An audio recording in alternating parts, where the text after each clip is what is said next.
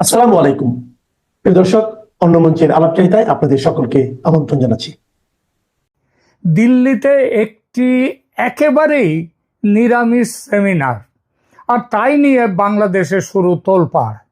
ওই যে কথায় আছে না, রজ্জুতে স্বপ্ন সর্পভ্রম, মানে দড়িকে দেখে সাপ মনে করা আর সেই ভয়ে পাগল হয়ে যাওয়া। তো ঢাকার হয়েছে, বাংলাদেশে শুরু হয়েছে তাই। ঢাকার আমার দেশ সমেত বিভিন্ন দৈনিক সংবাদ মাধ্যম খবরটি নিয়ে এমনভাবে নেমেছে বাজারে যেন ভারত মহা অন্যায় করেছে এই সেমিনার ডেকে। বাংলাদেশের সংবাদপত্রগুলোর হাল হয়েছে এখন অনেকটা সেই ছড়াটির মতো, ইউনূসের কোলে বাংলা মিডিয়া দোলে। এই খবর যে শুধু ঢাকার নামি দামি মিডিয়া দিচ্ছে তা নয়, দেশের সব প্রান্তের ছোট বড় শহরের তুচ্ছাতি তুচ্ছ মিডিয়া পর্যন্ত দিয়েছে এই খবর। বড় মিডিয়া যেভাবে পরিবেশন করেছে খবরটি মোটামুটি একভাবে দিয়েছে সমস্ত মিডিয়া।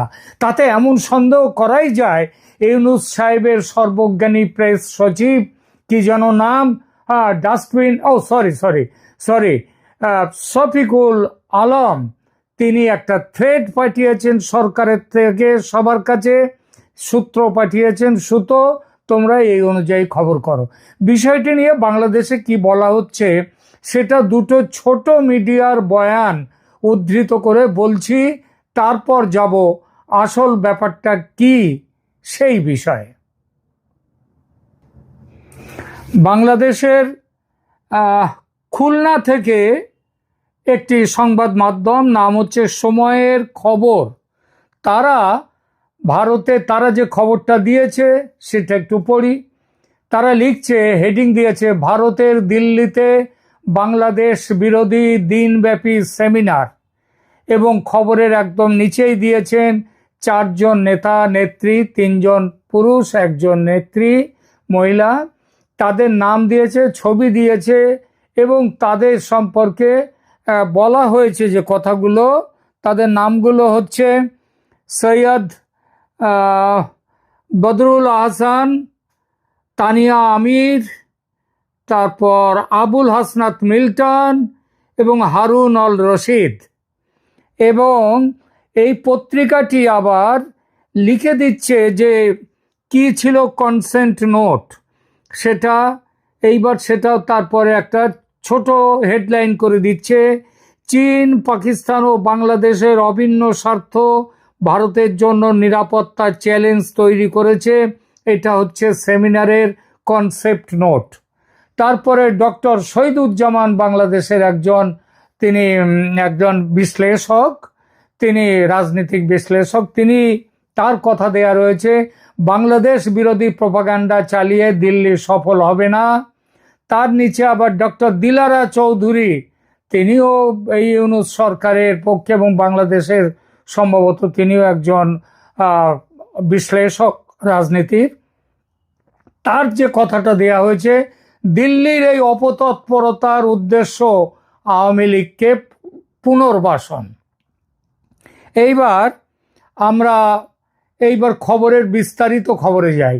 আজ অংশ নিচ্ছেন আওয়ামী দোসরের উচ্চ পর্যায়ের 4 নেতা, এই যা 4 জনের কথা বললাম, এরা দিল্লিতে স্বয়ং শেখ হাসিনা আছেন এবং আরও অনেক আওয়ামী লীগের নেতা নেত্রী, তারা দিল্লিতে এবং কলকাতায় সারা ভারতে রয়েছেন। তাদের কেউ নেই, তাদের অনেক বেশি নাম, তারা কেউ নেই, কিন্তু এখানে বলছেন আওয়ামী দোসরের উচ্চ পর্যায়ের 4 নেতা, হবে হয়তো তাই। যাই হোক, এরপরে খবরে কি বলা হচ্ছে, বিশ্বে বাংলাদেশের ভাবমূর্তি ক্ষুণ্ণ করার পাশাপাশি ডক্টর মোহাম্মদ ইউনূসের নেতৃত্বাধীন অন্তর্বর্তী সরকারের ওপর চাপ বাড়াতে আজ শনিবার দিল্লিতে অনুষ্ঠিত হচ্ছে এক আন্তর্জাতিক সেমিনার। জুলাই বিপ্লবে পতিত স্বৈরাচার শেখ হাসিনার পতনের পর ভারতের পক্ষ থেকে গত 1 বছর ধরে বাংলাদেশ বিরোধী যেসব মিথ্যা প্রপাগান্ডা ও বয়ান তুলে ধরা হয়েছে, সেমিনারেও সেসব স্থান পাবে। ভারতের পক্ষ থেকে বাংলাদেশ বিরোধী কোনো মিথ্যে প্রোপাগান্ডা বা বয়ান একদমই তোলা হয়নি ভারতের পক্ষ থেকে। মানে যদি বোঝায় যে ভারতের সোশ্যাল মিডিয়া কিংবা মিডিয়ার পক্ষ থেকে, মিডিয়ার কোনো বড় মিডিয়াও এরকম বাজে খবর দেবে না, সোশ্যাল মিডিয়ায় কেউ না কেউ কেউ কেউ দিতেই পারে এবং দিয়েছেও, অস্বীকারের জায়গা নেই। কিন্তু সেটাকে ভারতের পক্ষ থেকে বলাটা কি ঠিক হলো মানে সংবাদপত্রে? যাই হোক, তাকে বলেছে দিল্লি ও ঢাকার একাধিক কূটনৈতিক সূত্র আমার দেশকে এসব তথ্য জানিয়েছে। রাজনৈতিক এবং আন্তর্জাতিক বিশ্লেষকরা দিল্লির তৎপরতাকে বাংলাদেশ বিরোধী প্রোপাগান্ডা আখ্যা দিয়ে বলেছেন দেশে অস্থিতিশীল পরিস্থিতি তৈরি করে। আরে বাবা, অস্থিতিশীল পরিস্থিতি এখনো তৈরি করতে হবে? অস্থিতিশীল পরিস্থিতি, বাংলাদেশে কি এখন স্থিতিশীল কোনো পরিস্থিতি আছে?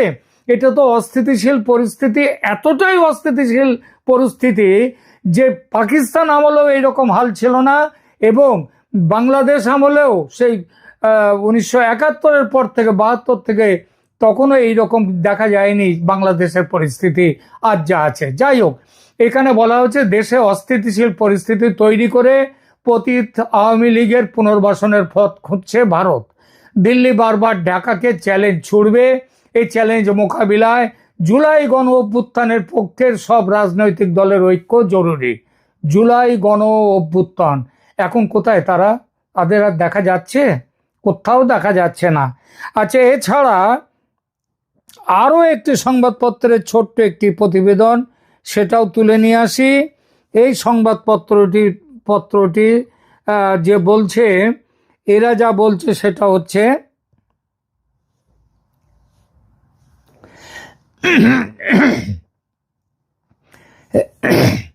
এটা হচ্ছে DUAA নিউজ, দুয়া নিউজ। এই দুয়া নিউজ এরা কি বলছে? এরা বলছে, এদের খবরটা একটুখানি পড়ে দিই। এদের খবরে বলছে ভারতের রাজধানী দিল্লিতে আজ শনিবার 6 সেপ্টেম্বর অনুষ্ঠিত হচ্ছে এক আন্তর্জাতিক সেমিনার, যার মূল লক্ষ্য বাংলাদেশের বর্তমান সরকারের ওপর চাপ বৃদ্ধি এবং দেশের ভাবমূর্তি ক্ষুণ্ণ করা। তাকে একটু পাল্টা জিজ্ঞেস করতে ইচ্ছে করছে, বাংলাদেশের বর্তমানে ভাবমূর্তি কি আছে? আর এই ভাবমূর্তিকে ক্ষুণ্ণ করার কোনো জায়গা আছে? এ তো একেবারে ভাবমূর্তির চূড়ান্ত অবনমনে নেমে এসছে, এরপর আবার নতুন করে কি করবে? সেখানে আরো বলছে, রাজনৈতিক ও আন্তর্জাতিক বিশ্লেষকরা বলেন সেমিনারটি ভারতীয় পক্ষের বাংলাদেশ বিরোধী প্রোপাগান্ডার প্রকাশস্বরূপ, যা দেশের রাজনৈতিক অস্থিতিশীলতা সৃষ্টি করে পতিত আওয়ামী লীগকে পুনর্বাসনের সুযোগ দিতে পারে। সেমিনারের শিরোনাম পরিবর্তিত পরিস্থিতিতে ভারত বাংলাদেশ সম্পর্ক। এটা মিথ্যে কথা, আমি একটু পরে বলবো যে সেখানে কি আছে। এটি আয়োজন করেছে দিল্লি ভিত্তিক think tank global strategic and defence news. অনুষ্ঠানে ভারতীয় সেনাবাহিনীর পদস্থ কর্মকর্তা, বিভিন্ন থিঙ্ক ট্যাঙ্কের বেসামরিক ও সামরিক কর্মকর্তাও ছাড়াও 4 জন বাংলাদেশি রিসোর্স পার্সন অংশ নিচ্ছেন। এদের নামগুলো দেওয়া হয়েছে এখানে। আবার বাংলাদেশি রিসোর্স পার্সনদের মধ্যে রয়েছেন সিনিয়র সাংবাদিক সৈয়দ বদরুল হাসান, লেখক ও শিক্ষাবিদ ডক্টর আবুল হাসনাত মিল্টন, আমাদের খুব পরিচিত মুখ। তার একটি ডক্টর আবুল হাসনাত মিল্টনের একটি রয়েছে, ইউটিউব চ্যানেল রয়েছে, রূপান্তরের সত্য। সেখান থেকে তিনি দেন, অসাধারণ ভালো বলেন, কিন্তু তিনি থাকেন অস্ট্রেলিয়াতে। জুলাই বিপ্লবের পর মরক্কোতে নিযুক্ত বাংলাদেশের সাবেক রাষ্ট্রদূত মোহাম্মদ হারুন আল রশিদ, ইনি এই সরকার ক্ষমতায় আসার পর পদত্যাগ করেছিলেন, এবং আইনজীবী ব্যারিস্টার তানিয়া আমির, তারা সবাই বিগত আওয়ামী লীগ সরকারের সময় সুবিধাভোগী ও ফ্যাসিবাদের সঙ্গে যুক্ত হিসেবে পরিচিত। আমার দেশ কিংবা এই সাংবাদিকরা, এই সংবাদপত্রগুলো, এরা হাসিনার আমলে কোনো রকম সময় সুবিধা ভোগ করেননি। হ্যাঁ, তখন তো চেহারা পাল্টে দিয়েছেন, এখন এসে আবার ভবিষ্যতে পাল্টে দেবেন। তো এইরকমই সব মন্তব্য এইগুলো করেছেন। আরও কিছু মন্তব্য আছে, সেই জায়গায় আমি যাচ্ছি না। আমি বরং একটা জায়গাতে যাওয়ার চেষ্টা করি, সেটা হচ্ছে যে এই সংবাদ সম্মেলনটা, এটাকে সংবাদ সম্মেলন নয়, এই সেমিনারটা কি বিষয় ছিল, কেন ছিল, আলোচনার মূল বিষয় কি ছিল, সেই ব্যাপারে এখানে যাই। এবার সেই ব্যাপারটাই এখন বলি। 6 সেপ্টেম্বর 2025, মানে গতকাল ছিল 7 তারিখ, পরশু দিন দিল্লিতে আয়োজিত সেমিনারটি India Bangladesh ties stronger than steel শিরোনামে অনুষ্ঠিত হয়েছিল। তার একটু আগে ওই সংবাদপত্রে কি বলেছিল, সম্পূর্ণ উল্টো কথা। এখানে কি বলা হয়েছে? বলা হয়েছে ভারত বাংলাদেশ আঁতাত স্টিলের চেয়ে, লোহা নয়, আরো পাকা লোহা, স্টিলের চেয়ে শক্তিশালী। কি প্রকাশ করে এই নামটি? বাংলাদেশ সম্পর্কে খারাপ কোনো কথা বলে? বলে India Bangladesh ties stronger than steel. আর এরা কিভাবে ঘুরিয়ে দিল? কারা করছে? সম্পর্ক খারাপ। এটি কোনো ভারতীয় সেনা অধিকারীর ব্যক্তিগত উদ্যোগ ছিল না, বরং global strategic and defence news GSDN নামের একটি আন্তর্জাতিক থিঙ্ক ট্যাঙ্ক এর আয়োজন করেছিল। জিএসডিএন এটা হচ্ছে ভূ রাজনীতি ও প্রতিরক্ষা বিষয়ে বিশ্বের 44তম সংগঠন এবং ভারতে এর স্থান 9ম। সেমিনারের প্রকৃতি মানে উদ্দেশ্য কি এবং আয়োজককারী কারা ছিল এবং অংশগ্রহণকারী কারা সেটা বলি। সেমিনারটি লেফটেন্যান্ট কর্নেল জে.এস. সোধি অবসরপ্রাপ্ত, তার নেতৃত্বে যে জিএসডিএন সংস্থা তার প্রথম সেমিনার ছিল এটা। এতে উপস্থিত ছিলেন mister colonel lieutenant colonel JS. Sodhi ছাড়াও, অবসরপ্রাপ্ত ছাড়াও সেখানে ছিলেন মেজর জেনারেল মনরাজ সিং বিশেষ অতিথি, বিভিন্ন অবসরপ্রাপ্ত প্রতিরক্ষা কর্মকর্তা, নীতি বিশ্লেষক ও একাডেমিক ব্যক্তিত্ব এবং কূটনীতিকরা। আলোচনার বিষয় কি ছিল? আলোচনার সেমিনারে নিম্নলিখিত বিষয়গুলো, এই নিচে যে বিষয়গুলো বলছি সেগুলো আলোচিত হয়। ভারত বাংলাদেশ সম্পর্কের ঐতিহাসিক প্রেক্ষাপট কি সেইটা নিয়ে আলোচনা। এখন অবশ্য তো মুক্তিযুদ্ধ ভুলে যাচ্ছে তারা, সুতরাং আলোচনাটা তারা করতে রাজি নয়, তাদের খারাপ লাগে। 1971 সালের মুক্তিযুদ্ধ থেকে শুরু করে আজ পর্যন্ত দ্বিপাক্ষিক সম্পর্ক কিভাবে বিবর্তিত হয়েছে সেই বিষয় ছিল আলোচনার একটা কন্টেন্ট নোট। এরপরে আগস্ট 2024 পরবর্তী পরিস্থিতি, বাংলাদেশ সরকার পরিবর্তনের পর উদ্ভূত পরিস্থিতি কেমন সেটা, এবং আঞ্চলিক ভূরাজনৈতিক গতিশীলতা, চীন ও পাকিস্তান বাংলাদেশের ব্যাপারে যেভাবে তারা কি বলছো এদিকে নজর দিচ্ছে, সেই পরিপ্রেক্ষিতে ভারতের ক্রমবর্ধমান নিরাপত্তা এর যে তার প্রভাব সেই সম্পর্কে আলোচনা। তাহলে এর মধ্যে কোথাও কি যুদ্ধের প্রস্তুতি বলে কোনো অভিযোগের কথা এর মধ্যে কি থাকলো? কিংবা এর মধ্যে কি আওয়ামী লীগের কিছু কোনো কথা থাকলো? হ্যাঁ, এখানে আওয়ামী লীগের 4 জনকে, যাদেরকে অনলাইনে, তারা কেউ আসেননি, তারা অনলাইনে যোগাযোগ রেখেছেন এবং অনলাইনে এগুলো দেখেছেন এবং অনলাইনে তাদের কেউ কেউ হয়তো নোটও দিয়েছেন যে তাহলে যুদ্ধের প্রস্তুতির অভিযোগ কিংবা বাংলাদেশে আওয়ামী লীগকে নিয়ে বসাবার জন্য ভারত যুদ্ধে নামতে যাচ্ছে, এইসব কথা কোত্থেকে আসছে? এই অভিযোগটি সম্পূর্ণ ভিত্তিহীন। তবে প্রতিরক্ষা প্রধান যে বিবৃতি দিয়েছিলেন 9 জুলাই 2025 তারিখে জেনারেল অনিল চৌহান, তিনি বলেছিলেন যে চীন, পাকিস্তান ও বাংলাদেশ তারা 3 জনের স্বার্থ সমন্বিত হয়ে বাংলাদেশে এসছে। সেটা 9 জুলাই 2025। সেপ্টেম্বরে সে চেহারা পাল্টে গেছে। সেপ্টেম্বরে চীন ভারতের সাথে এসেছে এবং সেটা 6 সেপ্টেম্বর যেদিন এই অনুষ্ঠান হয় তার আগেই এগুলো হয়েছিল, এটা আলোচনার মধ্যেই আসেনি।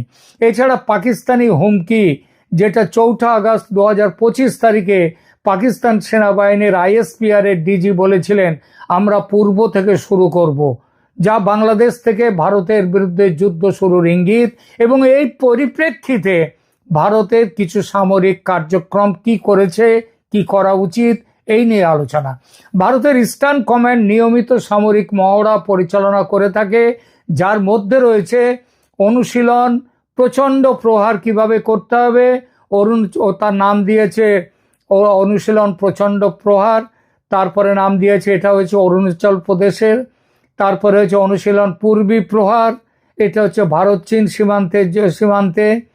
এগুলো সবই রুটিন প্রতিরক্ষা প্রস্তুতির অংশ, কোনো নির্দিষ্ট দেশের বিরুদ্ধে যুদ্ধের প্রস্তুতি নয়। সুতরাং এই অপপ্রচারের উৎস ও প্রকৃতি মিথ্যা তথ্য প্রচারের প্যাটার্ন, এটা বাংলাদেশে আজকাল খুব দেখা যাচ্ছে। এটা সেমিনারের ভুল ব্যাখ্যা এবং তবে এই সমস্তগুলো এবং অতিরঞ্জিত ভাষা, যুদ্ধের প্রস্তুতি ইত্যাদি বলা হচ্ছে। এবার আসি আওয়ামী লীগের প্রসঙ্গ যদি এর মধ্যে কতটা কি ছিল। এমন নয় যে আওয়ামী লীগকে ফেরাবার জন্য ভারত কোনো সামরিক ব্যবস্থা নিয়েছে বা নেয়ার পরিকল্পনা করেছে। ভারত চাইছে শান্তিপূর্ণ উপায়ে নির্বাচনের মাধ্যমে বাংলাদেশের জনগণের পছন্দের একটা সরকার প্রতিষ্ঠিত হোক, যাকে বাংলাদেশের মানুষ চাইবে তাদেরকে। আর তোমরা আমেরিকার উস্কানিতে, পাকিস্তানের উস্কানিতে আওয়ামী লীগকে বাদ দিয়ে নিজেদের মতো একটা আমেরিকার দালাল সরকার, পুতুল সরকার প্রতিষ্ঠা করবে, এটা ভারত মানবে না। এই জন্য এটা শুধু ভারত নয়, বিশ্বের আরো অনেক দেশ দাবি করেছে আওয়ামী লীগকে নির্বাচনে অন্তর্ভুক্ত করতে। এটা বাংলাদেশের ইউনূস সরকার এবং অন্যরা চায় না।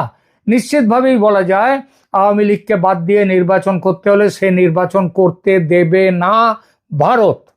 কারণ বাড়ির পাশে ওই যে সমস্ত জঙ্গি সন্ত্রাসবাদীরা, মৌলবাদীরা, ওরা ওখানটায় কালসাপ হয়ে ঘুরে বেড়াবে, সেখানে সে দেশে কালসাপের চাষ হবে, এটা কেউ চায় না, ভারতও চায় না। কারণ কালসাপ তো ভালো কথায় তার বিষ ফেলে দেয় না, ফেলতেও পারে না, তাকে মেরে ফেলতে হয়, সেই সম্ভাবনা যে একেবারে নেই তা কিন্তু নয়। তবে তার জন্য সেমিনারে আলোচনা করে কেউ এগোয় না, কেউ কোনোদিন এগোবে না। ঠিক আছে।